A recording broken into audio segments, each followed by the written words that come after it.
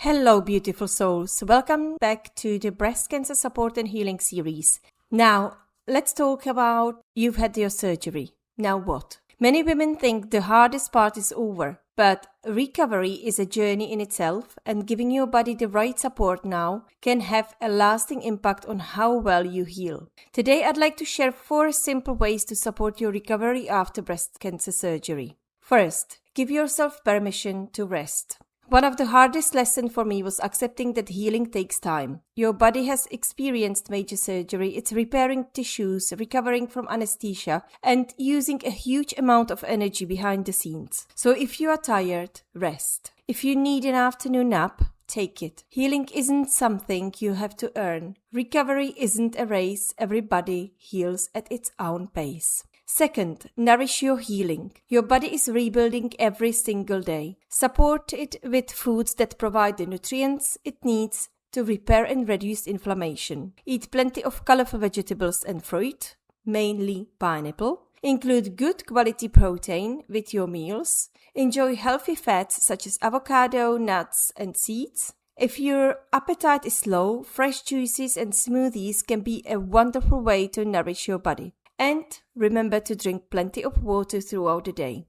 Don't worry about eating perfectly, but focus on giving your body nourishment one meal at a time. Third, move gently and protect your recovery. As soon as your medical team says it's safe, begin gentle movement. Take short walks, do physio exercises, and the arm exercises you've been given. Stretch gently if appropriate. Movement improves circulation, helps reduce stiffness, and supports your recovery. But equally important is knowing what not to do. So don't try to be a hero. For the first few weeks, avoid lifting heavy shopping bags, suitcases, or anything your medical team has advised against. Let others help you with everyday tasks. I know it can be difficult to accept help, especially if you are used to doing everything yourself. I remember wanting to get back to normal as quickly as possible, but I realized that healing wasn't about proving how strong I was. It was about giving my body the time and care it deserved. Protecting your body now gives it the best chance to heal well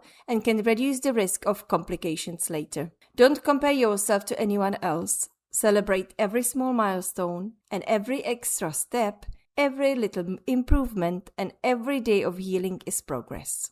Fourth, be kind to your changing body. The first time you see your scars can be incredibly emotional. It's okay to grieve. It's okay to cry. It's okay to feel like you've lost a part of yourself.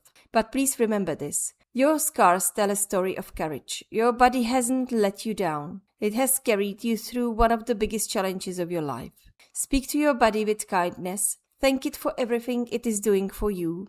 And learning to love your body again is part of the healing journey too.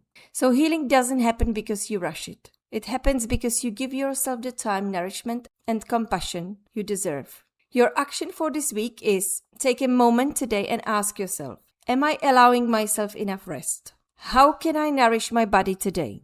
Can I enjoy a gentle walk or complete my recovery exercises?